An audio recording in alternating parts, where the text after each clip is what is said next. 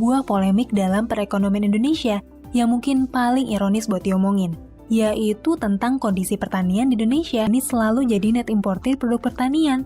Padahal komoditas yang diimpor itu bisa banget ya ditanam dan juga dibudidayain di negara kita. Sebetulnya akar masalahnya bisa beragam banget buat setiap komoditas, tapi salah satu masalah terbesarnya adalah produksi dalam negeri kita masih nggak cukup buat kebutuhan konsumsi 270 juta penduduk Indonesia. Juga nih masalah di komoditas lain, misalnya beras, yang udah lama banget kita jadi net importir. Salah satu alasan Bulog ngelakuin impor beras adalah buat ngejaga stok beras di gudang yang mau menipis. Soalnya menurut aturan nih, Bulog tuh harus punya minimal 1 juta ton cadangan beras. Tapi serapan Bulog buat beras dalam negeri itu nggak bisa optimal, dan ujung-ujungnya terpaksa harus impor dari luar. Kenapa bisa gitu? Alasannya karena gabah kita mutunya belum sesuai standar, soalnya ngandung kadar air yang terlalu tinggi. Karena itulah, meskipun pemerintah tuh ngeklaim nih udah 3 tahun gak impor beras, tapi menurut data Kementan, ternyata kita tuh masih jadi net importer di komoditas beras. Sekarang kita masuk lagi nih ke masalah yang kedua. Mungkin kamu kepikirannya gini, kalau misalnya kebutuhannya tinggi dan produksinya rendah, harusnya nilai komoditasnya jadi mahal dong. Kan dengan komoditas yang mahal, seenggaknya para petani bisa dapat untung. Tapi kenyataannya, rata-rata profit margin tanaman pangan di Indonesia tuh kecil. Kenapa bisa gitu ya?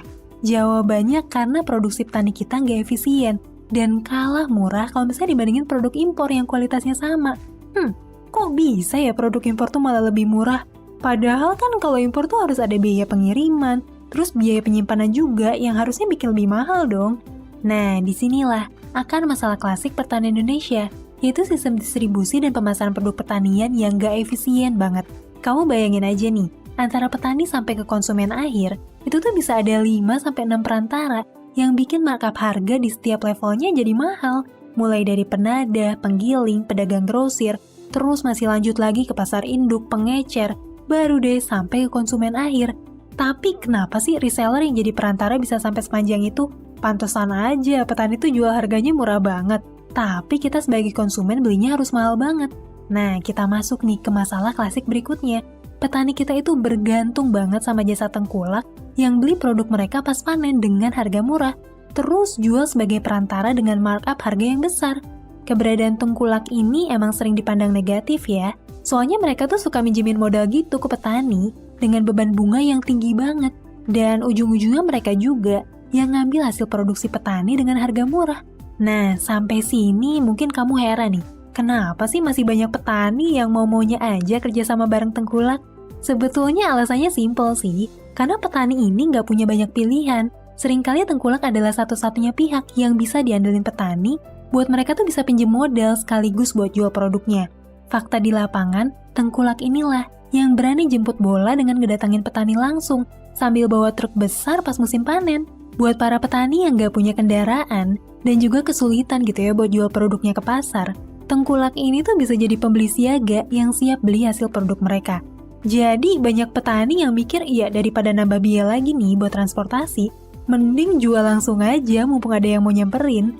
Ditambah lagi tengkulak juga berani ngeborong semua hasil panen para petani, berapapun skala produksinya. Ini tuh memudahkan petani ya ketimbang susah-susah jual di pasar, yang bisa jadi lama lakunya, atau jualan ke pedagang besar yang cuma nerima penjualan skala besar doang.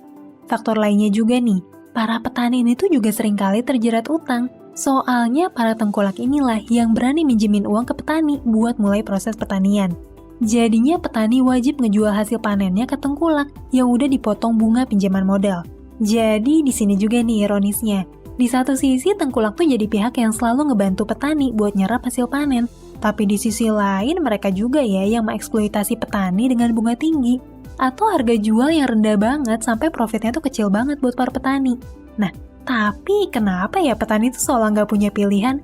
Salah satu masalahnya adalah keterbatasan akses pemodalan atau pendanaan buat para petani supaya bisa jalan secara mandiri. Buat kita yang mungkin sebagian besar tinggal di kota gitu ya, mungkin kita bisa dengan gampang buat dapetin akses bank, pinjaman kredit, atau pinjaman modal usaha dengan jaminan tertentu ke pihak bank. Tapi para petani itu dikit banget nih yang punya akses ke bank. Dan di sisi lain masih dikit banget bank yang berani nyalurin kredit ke petani.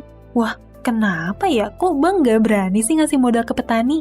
Jawabannya karena pihak bank juga masih khawatir sama tingkat potensi kegagalan panen yang ujung-ujungnya bisa bikin kredit macet dan juga risiko gagal bayar. Karena memang faktanya, memprediksi produksi pertanian itu nggak bisa semudah memprediksi produksi manufaktur pabrik. Ada banyak faktor dari kondisi alam, banjir, kekeringan, sampai hama wereng yang selalu jadi momok pertanian kita. Selain itu, pihak bank juga biasanya tuh butuh aset yang bisa dijadiin jaminan kalau terjadi gagal bayar, yang mana biasanya jaminan asetnya tuh berupa sertifikat tanah. Nah, mungkin kamu banyak yang ngira kalau para petani punya lahan pertanian yang luas, tapi pada kenyataannya nih, banyak banget petani kita yang nggak punya sertifikat tanah. Jadinya mereka nggak punya apa-apa buat dijadiin jaminan ke bank. Berdasarkan data Konsorsium Pembaruan Agraria tahun 2016, ada 28 juta petani yang statusnya nggak punya tanah. Dan kalaupun ada penyaluran kredit buat pertanian, 80% dari kredit itu cuma terpusat ke perkebunan skala besar doang. Padahal 75% petani kita adalah petani kecil, yang kepemilikan lahannya itu cuma setengah hektar. Sebenarnya ada juga sih kredit usaha rakyat yang nawarin pinjaman ke petani kecil dengan bunga rendah dan tanpa agunan. Tapi proses administrasi dan seleksinya tuh ketat banget, karena tentunya bank juga tetap pengen cari aman. Yang mana nih, pinjaman kur juga harus lewat off-taker, atau pihak yang berperan sebagai penjamin kalau si petani ini gagal bayar. Sedangkan nih, petani sendiri tuh nggak familiar sama mekanisme ini, dan sedikit yang tahu gitu, kalau peminjaman kur harus lewat off-taker. Akhirnya mau nggak mau, para petani tuh balik lagi bergantung sama para tengkulak atau rentenir yang bisa nyediain dana dengan cepat. Semoga video ini bisa nambah wawasan kamu, dan juga menginspirasi generasi muda Indonesia, supaya bisa ikut serta nyelesain masalah pertanian di Indonesia.